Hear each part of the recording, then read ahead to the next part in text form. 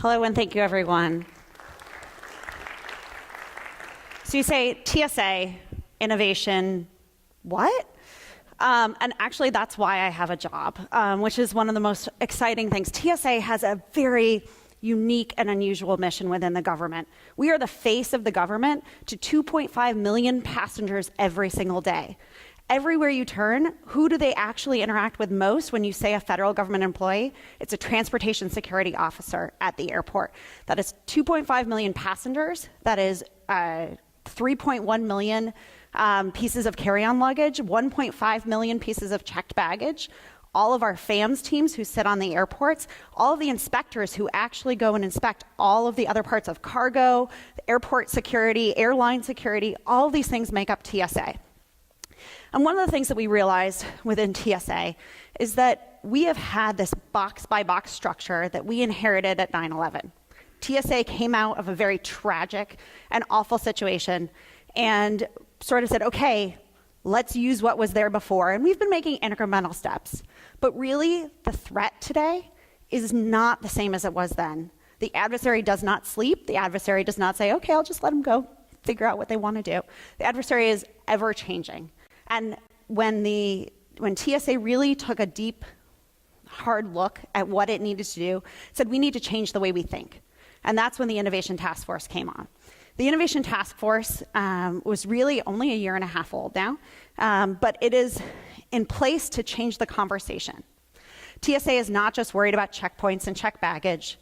TSA is worried about the entire aviation security ecosystem and really the transportation security ecosystem.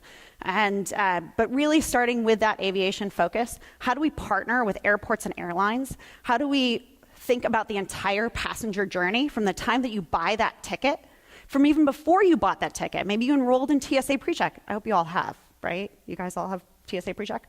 And the vetting that is done on those passengers, the identification of who should be on watch lists and no-fly lists, all of that happens very early on. And then you start interacting with the airline. The airline starts sending information to TSA. We start planning months in advance of what those flight loads are going to be. A last-minute flight change, airline adding in an extra flight to right before Thanksgiving can destroy an entire checkpoint operations, because trying to get additional security officers on site in that short amount of time when they do it overnight because they didn't want to tell anyone, because they didn't want their competitor to know that they were putting in an extra flight so they could have the one up, can destroy an entire operations. Well, how do we become a more agile system? That is the reality of the life we live in. We go and relook at our entire process from cradle to grave, from curb to gate, all the way through. And that's what the Innovation Task Force is doing. So I have a little bit of a video. Oh, the video didn't play. Go. Okay, well, the video didn't play. The video really, and you can actually find this on YouTube. TSA has a big YouTube presence, and really kind of going through saying, why are we here today? The Innovation Task Force comes in and says, you can't just go through our lovely federal acquisition process and put something in the field and expect it to be right. We have to influence the develop early on. How do you really know what passengers are experiencing as they come through a checkpoint? How do you really know what that stream of commerce baggage is doing as you go through the system? How do you know that how the officer is going to interact? I don't want my officers to change the way they do business for the technology. I want the technology to be designed with the officer in mind, so I don't have to put together different procedures and con-ops to make it happen. So what the Innovation Task Force does is it solicits ideas from industry, from airports, from airlines, from anyone who has an idea. We actually recently just had somebody send an email with an idea. They weren't even trying to sell us anything. And come in and say, okay, how do I put this in the field and see what it's really like in the field? Skip all of the, laborious steps as if we were going to do a final procurement. No promises of procuring, nothing. And just say, okay, you bail me your solution. I'll do a no-cost loan. I put it in the field, and then we get the feedback of how people truly interact with it. We've been doing this, as I said, for about a year and a half, and these are several of the solutions that we have in place. that we have been demonstrating. We've taken the ideas from the solicitation, we try them out, we see what happens. We have CT scanners, which are hopefully going to really make a change in identifying the threats that we have concerned today, and also improve the passenger experience. Because if I can see more of what's in that check with the carry-on baggage, then my officers can make better decisions, there's fewer secondary searches, and you get through the line faster. We really want that. We only want to spend time on the people who are actually of risk and concern. The general passenger, hopefully everyone who is in this room, I want you through there because I do not want you distracting my officers from who is actually of concern. So how do I move you through as fast as possible? And also make you be as educated and knowledgeable as I am going through a checkpoint, so that you can sail through the system. If you have a knowledgeable, comfortable, happy passenger, that actually is a security benefit to me, because it means you're divesting the things I need you to do right up front, the fewer secondary searches to distract the officers. You're confident, you're comfortable. My officers can explain what's going on in a reasonable, professional way, and you know that you can move through the system quickly. That is the ideal state that we're trying to go for. We deployed automated screening lanes starting in May 2016. That was our first project that we worked on down in Atlanta. We actually now have over 80 deployed across 8 different airports. We have the CT systems, one in Phoenix, one in Boston, that are currently running live passengers. We have a couple of different technologies that we are about to go deploy in testing. We have our enhanced advanced image technology. This is actually pretty cool. I'm sure you guys have all been in and had to put your arms up in front of the AIT and then it's spinning. Well, that's a concern for people who have mobility issues. That's a concern for people who feel claustrophobic because of the way the system works. And this potential system, in addition to enhanced potential for security benefits, alleviates a lot of our passenger experience issues. We work a lot with our Office of Disabilities and Traveler Engagement to say, how, when we pick the technology that is worried about security effectiveness, do we make sure we think through the design so the passengers can use it? And this is something that wasn't done before. We just took whatever the technology was available. We didn't push out information to industry and say, this is what we need, this is what passengers need, this is what officers need. And that's what this process now does. So at the forefront of making security checkpoint accommodating for every passenger, we go through a very specific process with the Innovation Task Force. And that's actually kind of fun. We have ITF-led demonstrations where my team goes in and is the program managers for the various activities. We also have ITF-enabled demonstrations where it's not our office leading the activity, but our processes, mindsets, and our program managers are the coaches for other offices across TSA and actually across industry to use our processes to come through. We come in and have a solicitation process. We assess what the technology is. You have to really define the metrics of what you care about. You're trying to get in the development cycle early, so not every metric matters. If I'm trying to figure out how an officer interacts with a GUI of a user interface, I might not care about throughput, so I'm not going to test that in my metric.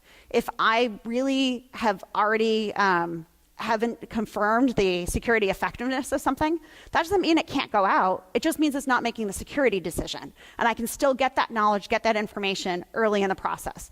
We use a lot of human factors and human performance activities to collect that data, knowledge, see how people really interact. I was actually sitting down yesterday with one of our experts from one of the national labs, having the conversation about, you perceive that something is happening in one way. On the flip side, what actually is happening is a completely different thing. You think you're really good at facial recognition, looking at a driver's license, comparing it to the person. Turns out people stink at it. It's really not a very sustainable process to use from a security effectiveness perspective. And so getting that difference of what people think and what their reality is, we use our human performance experts for that, which is also something that hadn't been done in the past. One of the things that we have really been working towards is the engagement factor. My team has been absolutely amazing. Not only do we use the regular FedBiz Ops for solicitation, but we have gone out to conferences, we have done speaking engagements. we have reached out to non-traditional TSA vendors to really ask them to engage. If I just keep on going to the same vendors all the time that already engage with TSA, I'm not going to get new ideas. I'm not going to get that revolutionary change that we need with a 6.5% passenger growth, with no additional TSA officers, no additional space to put equipment. How do I change that dynamic to be able to accommodate all of those passengers? I need new ideas from industry. So we have been reaching out, and we actually had a huge success with this last solicitation, where we had 46% of submissions had never interacted with TSA before. They had never had a government contract. They had never had a conversation working with us. We brought them into the mix, which helps us challenge our own assumptions, because we think we know how to do business. Our officers have been doing it a long time. Well, that's because we've always done it that way. Maybe there's a different way to think about it, a different approach, a different ConOps. We do not know what that threat is going to be tomorrow. How do we make sure that we're as flexible and agile? By bringing in these new ideas and seeing those other perspectives. So what is next for ITF? So I mentioned the solicitation. We just received over 100 proposals for additional solutions. We are trying to get those into the field as fast as possible. I'm only good if my data collection and assessments actually go somewhere. So we have a very rigorous data collection process that makes sure it always feeds back into our requirements. The worst thing in the government, I think, is requirements writing. We do not articulate what we need to do very well. We don't articulate what our officers actually need. We don't articulate what our passengers need. And then you go put it out in the field and you're like, why isn't this working? Well, the requirement was written wrong. So how do we actually get the requirements written correctly? By getting this knowledge, getting this data, moving it in, so we can better articulate to industry what we want. It's not their fault if they don't provide us something, if we didn't tell them what we actually wanted. So really excited. As I said, we look at the entire process for passengers, the passenger journey. So we work and partnership with airports and airlines. We're talking to airlines about integrating into their apps, so we can feed their passengers information early in the process, so the passenger knows what to expect. We talk about ways to provide passengers information earlier in the process. We talk about mobility issues. We talk about biometrics. We talk about all of these things so that really you have that end state process in the future, that things are interconnected, things are seamless. You feel like you're going in one journey, even though you're getting handed off many different ways. I want that passenger to feel comfortable, move through the system. We know who you are. We have confidence of what needs to happen for you. You don't have to worry about it. So that's what we're hoping to do in the future. And we're really excited. We hope if you have any questions, we do have the Innovation Task Force email website. It's literally Innovation Task Force at tsa.dhs.gov. And definitely if you know of vendors who are interested, we're always looking for new concepts, new ideas, different approaches to really expand our eyes. So thank you very much.